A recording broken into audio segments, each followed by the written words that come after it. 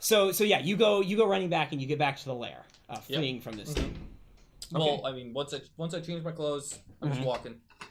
So we're all in there? Yeah, I think we'll call that the end of the score, and we can go into downtime. But let's play out the scene that happens when you guys get back. Okay, you guys. So I went to this bakery. He goes there on Mondays and Thursdays. I think he's like pressing them for something. We went to the whorehouse.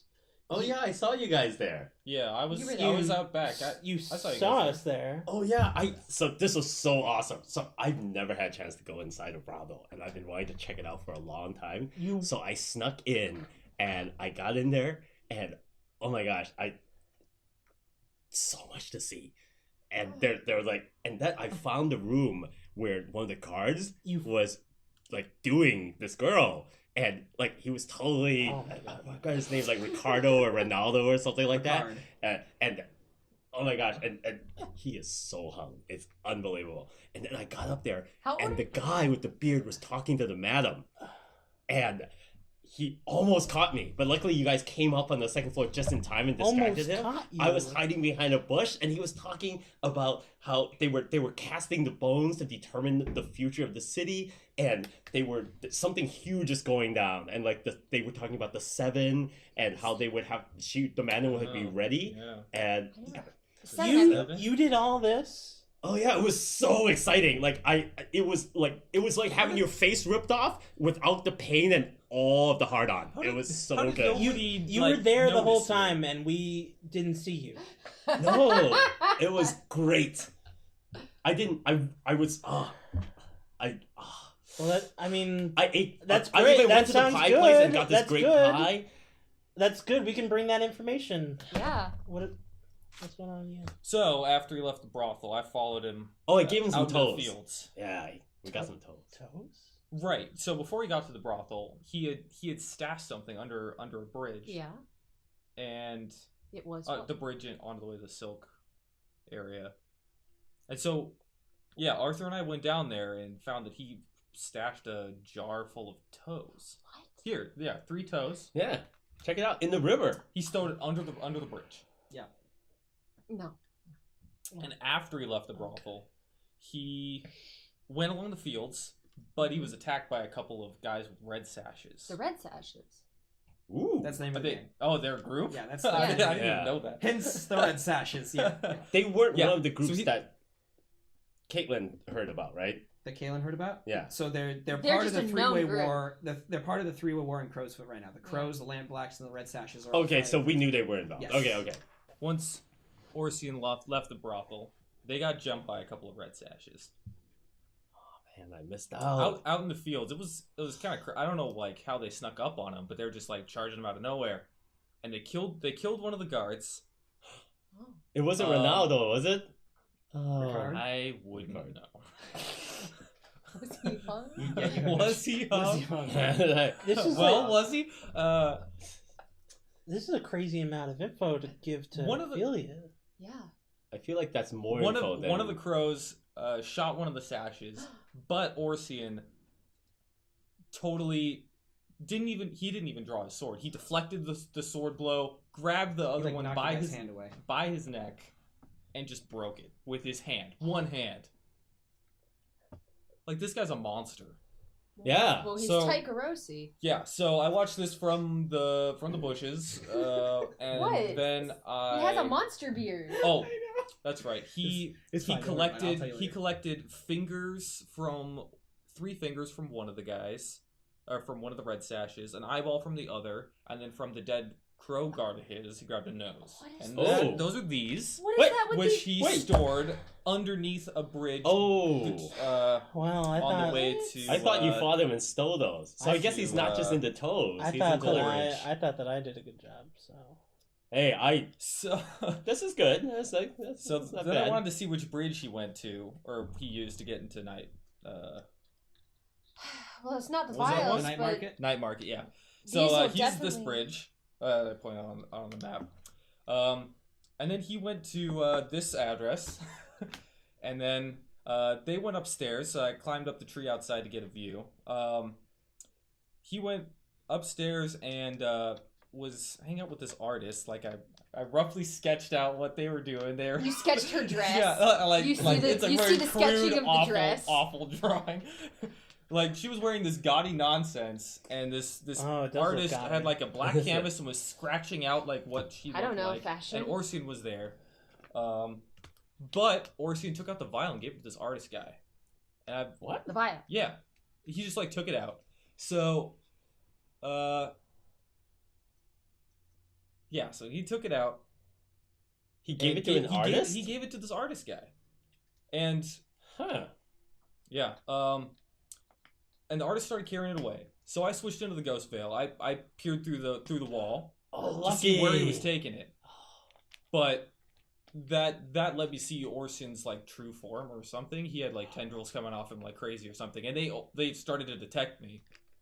So I just bolted for it. I ran straight at this artist guy as fast as I could. What? Wait, what? Bolted for what? Bolted straight at the artist who was in the hallway right nearby. You ran at him? I ran straight at him, grabbed the vial, jumped out the wall. What? Don't bury the lead. Here you What? go. Then he Here puts you the go. vial down. Here you go. Oh my god! So it's a single glass vial. It's in the shape of a hexagon around the sides, and it has two pieces of what looks to be parchment wrapped around it and secured by red thread at either end. It's kind of attached to the vial, so the parchment's tight enough to fit around the vial, and there are strange runes written on the parchments around the vial. Oh my gosh. So as I was running away, Orsian let out some kind of like monstrous howl and exploded into like a reptilian face, and like he's some kind of literal He monster. didn't see you, did he? You're convinced it's a demon. Yeah, he has got to be a demon. So demons are things in this world. They are incredible horrors from before the cataclysm, from before the world was shattered, and they are the strongest and scariest things that you can deal with in supernatural means. Why would one of these be working with games? They are terrifying. They kill with impunity. They're incredibly selfish creatures. These are all the rumors you hear about them. Mm-hmm. So yeah. I mean, I don't believe he like has my scent or anything. I was wearing my mask and cloak, and I sprinted out of there. I mean, he saw that somebody was running away. God, I hope not. And he knows his vial's missing, but that's so all we he figured knows he's not really Taikarosi and actually a demon. Yeah. From Marco's description, yes, you're like this guy's a demon. And I'm a demon. When we're talking demons, are these like the ultimate boogeymen? Like we don't when we say have your scent, it's like he probably does. Like he's probably looking at you right now. Demon. Like demons are terrifying to people in this world. Like ghosts are horrifying already. Yeah. Demons are like but geez. if we believe he's a demon, do we think like he would immediately be able to track me down? Like just dude, you don't know what demons can do. Yeah. Arthur's the closest one, and he's like still a fledgling whisper. He doesn't know much about these things. Like I ran past him. Put all your trust into a child. You could gather information about it if you wanted to at some point. Yeah. It would be good to know what kind of abilities demons have. What does this thing look like Because heck, he may even be able to track this thing's signature. Yeah. Like we don't know. Can we look We didn't know we were dealing at with this a demon. item in the ghost world? Oh, in the ghost veil? Yeah. Yeah, he noticed it when he was running by to pick it up. Okay. It looks the exact same, except it that had some wispy stuff. Yeah, you saw like the smoke starting to appear in the vial. Is that different? Like right now, it There's looks no like an smoke. empty bottle. Yeah, it looks like an empty bottle. And he had like a brush ready or something. Like he was did. gonna He do had a something parchment with ready it. to go, and he was about to scratch something out. Yoink. Can we look? Let's look at it in the ghost field again and see if there's still smoke in it. What action do you want to like? Do you want to attune to it then? Yes. Or, okay. It's either attune or Marco pays some stress. I'm gonna attune to it. Or I guess you guys have. Well, you still have to. Attune I've to got 2 points in it too. Same. Yeah, you can assist. Right? I have none in attune. I am going to take it and attune it. And you're okay. Do you want? This is whisper job. Do you want to? So it's pair it up. Secret spot. This is desperate. No, I'm gonna save for the. Desperate standard. I'm gonna save my stress for the next session. Okay. I think he can manage. Oh god. So desperate standard, James. Do you want to push yourself for What are you doing anything? to his dice case? It's a 1 or 2. 2 to push yourself. Somebody can assist you. I've had a if they really want. good day with 6s. Okay. I'm gonna trust in the heart of the Okay. dice. Desperate standard. It's a 5. 2 5s. 2 5s, the mini crit. All right. So, desperate with the 4 or 5, you do it, but there's a consequence. You suffer severe harm, a serious complication occurs, you have reduced effect. So, you give me back my dice case. You should have chosen a more appropriate prop. Give me back my dice case. We actually chose the prop. So you attune to this thing, yes. and you open your mind and hear reverberations through the ghost field, and there is a very strong like echo coming from the bottle, like pulsing. Is it anything like the pulsing from when I entered the room initially when we found the statue in Boris's? No. Oh, okay. No, it's not. It's distinctly different. So you're looking at it, and it's like pulsing, and you're staring at this thing for a while, and after a bit, it starts to like form this smoke inside it as you're peering at it. You guys don't see smoke at all. Stop staring at it. And it looks at it, and slowly the smoke, like it's like a black inky smoke that like floats around, and it starts to draw this pattern out to you. And something starts to flood into your mind as you see this, and you're just like. And you can see like your head like opens up a bit, and your head opens up a bit. Your eyes open up a bit, and you can see this overview of the city of Doskvol. And there's like it's like a bird's eye view. You're like flying over the buildings and stuff, and time itself starts to rewind. Like it starts to rewind, and Doskvol like starts to like unbuild itself. So like the buildings become scaffoldings, and they like decrease and wash off. The canals dry up and flood away. The city gets rolled over by grass and rolling hills, and time rewinds itself to a point where you can see so you can see that there is this tall circular palace where Doskvol used to sit, and you can see that there are these spires that stick up out of the palace at different points. And as you look down into certain points in the palace, you can see little like points of light starting to appear at different points throughout the palace where it would be, and then the palace starts to decay and waste away, and it rebuilds itself into Doskvol, and the points remain. And they are at points of the bridges and the canals of where you've been seeing Orzon drop some of these things. Oh, yeah. He's making like a giant pentagram or something. Interesting. Yeah. So the image that forms in there, it just expands in my mind. It's not like it's a tiny map inside the bottle. Yes. Okay. Yeah. It expands into your mind as the smoke like draws these patterns that like hypnotize you. You start to see interesting. After this occurs, and you get a sense of where all these points are, your head starts to feel like this pressure compressing around it and tightly. And you guys notice as Arthur's staring at this bottle, that blood starts to like pool up a bit and start to seep out of his eyes. Okay, let's take him out of this. Yeah. All right. So like, I'm gonna like move it. Wait, do you have any skill in the area? Do you know whether or not this is like waking up someone who's a sleepwalker and you're going to destroy my mind by severing the connection at a critical point? I mean, it doesn't really matter. What's Caelin doing when she sees this? I want you to stop. Well, then what are you doing? I will. You don't have any recourse to respond at this point. Yeah. Well, until I get a sense of interference, right? Yes. Well, you're kind of preoccupied. The question is that once the interference starts, is it like an attack within my trance? Like I get to react, right? Yes, you'll get to make a resistance roll if you want to. Right. I'm going to like wave my hand in front of his face, like, what are you doing? Okay, so you wave it. He doesn't respond at all, and like blood starts to like pour out of his eyes and run down his cheek for a minute. Okay, I'm gonna move it. Okay, you move the bottle away, and you're like snapped out of your trance. You're just like gah, and you feel like this blood running down your face, and you sense this like this presence, this pressure, like lay onto your back for a second, like something heavy was just put on your shoulders, and you hear this faint whisper in your head in ancient Hadrathi, which is like the ancient Latin of this world. Right. It's an old, forgotten language. Do you? I guess with a noble class, you probably would have picked up bits and pieces of it.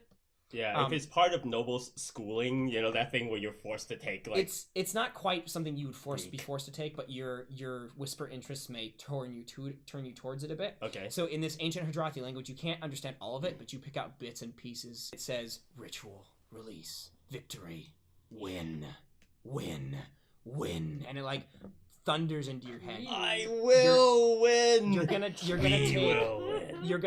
level 3 harm from this brain trauma. Oh, you Oh, you choose the one of the three. I choose the consequences. Oh, okay. I thought. Now you can always roll a resistance roll to resist any of the consequences that occur. Oh yes, hurt. absolutely. I'm sorry. What was the mechanics of it? It costs stress. So you roll. In this case, it'd be resolve. Right. And because of your 3 dice, you're gonna roll 3 dice. No, it's not. Okay. So 4 is the maximum. Yes, you take 6 stress minus the highest dice you roll. Oh, gotcha. Yeah, I love this mechanic. Yeah, I'm gonna resist. Okay. Because I'm sick of like having harm. I'm still that happens for anything. Like anytime you guys encounter a consequence that I list off, one or multiple from a single roll, you can always resist each of them in turn. Yeah, I'm still dealing with dog bite 2. It's my choice to reduce or eliminate the consequence entirely. Sure. All right, here we go. Resist. -5. So you take 1 stress, and I'm gonna say you eliminate this pain entirely. Yeah. So like it starts to come into your mind, and you're just like, no, and you like sever your connection with it as the bottle's moved away. Suck that, ghost field. But you come out of it and you like have bloody tears on your cheeks. Ooh, I'm gonna add that to my costume. They're like Can you middling into your not white skin. completely hurt yourself? Like for once. What? You think this is very painful? This is nothing. Have you had your face clawed off? No, What but weak life have you lived up to this point? This is just tears of blood. You're welcome. You're not my mom. No, I'm not. It's okay. A silent tear falls down. A silent bloody tear. I like take it away and I have it like I wrap it up in cloth so that it's not visible. Okay. So that like no one can like accidentally start staring at it because I don't know like what caused that. Right. Yeah. So like I wrap it up in cloth and I put it on like a high shelf, like a higher than child size shelf. So you guys you put it up there. Obviously have not seen me hiding in brothels. I am going to once I get past the excessive mothering, I will actually, despite people trying to get you to not do cool things, you get good information. Behold! And I explain the map and the places where the body parts are being hidden. I'm going to mark out points on this map here where you were told that these things are going to be hid. And then you're going to connect them? On which side? Ooh. Is it living alchemy? Them. Yeah, right? This is Full Metal Alchemist all over That's again. right. Every campaign is going to be Wednesday nights in Full Metal Alchemist. Yeah. So if this is full, I get a dot. Yes. Get a thing. It'll be for this. Yeah. Yeah, I don't know if it happens right away or during the downtime sequence. Let's do it now. I'm not about to. So there you go. Those dots are the 4 points, or the 5 points where you saw the points of light appearing. Nice. The question is that when they form into a pentagram, what's in the center like where the dome city was? Yeah, it's gotta be. Or is it the brothel? It actually comes down to Crow's Foot. Ooh, nice. It centers. It all joins. They're gonna summon a bunch of demons. Like the exact point is like her house, her little fox house. Yeah. Her fox house. Conveniently, no. Okay, so that's the end of that. Let's go into downtime. Yeah. I need some healing. We'll do 2 actions. We gotta get through this quick because we're running out of time. Yep. So Nick, you first. Marco, what's Marco up to in downtime? Relieving stress. Two stress relievings. Absolutely. Okay. So you're gonna indulge your vice. So roll your lowest resistance roll and clear that much stress. Resistance. So in this case, it's resolve. I can't do experience first, so I can get better. Nope. Rolls. It goes in order. Oh wait, no. Hold on. Before we do that, I need to do the payoff and all that. I need to actually follow the rules here. Yeah. So payoff. Oh yeah, this is a good point. So do you guys want to take the bottle to? No, not yet. I don't want to do it yet. I want to know. It's too cool. I want to know. Not want to no, I'm gonna give it to her eventually, but I need to know what the deal is with it. I want to know more information about it from her. I want this bottle to be to my familiar. No, we're gonna give it to her. We have to. Okay, so you get 2 rep per score by default. Have to. No one's forcing you. She's not your mom. The crows are 2 tiers higher, and that's basically who you're dealing with here because Orson's working for them. Yeah. Mm-hmm. So I'm gonna give you guys 4 rep for tonight's He's working for anybody. Like we literally got on the bad side of a demon, so. Yeah. You earn a coin reward based on the nature of the operation. I don't think you guys earn any coin until you turn the vial in, so I'll say 0 for now. Heat, score conflict, the crew takes heat. +1 heat for a high profile, well-connected target. Not really. +1 heat if the situation happened on hostile turf. It didn't. +1 heat if you're at war. Nope. +2 heat if killing was involved. Nope. And I'm going to say it's 0 heat just from the basic, because it was around different... We are so good! Well, because it was around a bunch of different districts. Nobody knows the only person you really ticked off was somebody who's not going to go to the Blue Coats. Yeah. Excuse me, I'm a demon and I was robbed. And the red sashes, you didn't interfere with that fight at all, so you were just a shadow. I was just trying to create a... Plus they were dead, so there was no witnesses. Pentagram, and they stole my stuff. Well, like, if he had jumped in and, like, fought them off, then there might have been some word that got around, you know. Because, like, if he had saved a couple of the red sashes... Right, but they're dead, so, yeah. So, okay, then we do entanglements. Yeah. I still have one of these to pay off. So you guys currently have 6 heat. Encranglements. Which means I get to roll on that. You have no wand level. Entanglements. Ooh. Good card. I got a 1. Roll 2, take the lower. So, okay, so flipped or interrogation. So, flipped is one of your contacts, patients, clients, or group of your customers switches allegiances due to the heat on you. They're loyal to another faction now. Or interrogation, the Bluecoats round up one of the PCs to question them about the crew's crimes. How did they manage to capture you? Pay them off with 3 coin, or if they beat you up, level 2 harm, and you tell them what they want to know, +3 heat. You can resist each of those consequences separately. So, yeah, I think I'm going to take this entanglement right now. So in the coming week, from somewhere off the street, one of the Blue Coats grabs Caelin